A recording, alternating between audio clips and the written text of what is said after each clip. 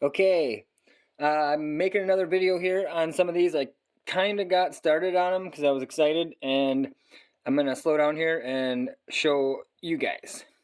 So this is what I call the horse hoof.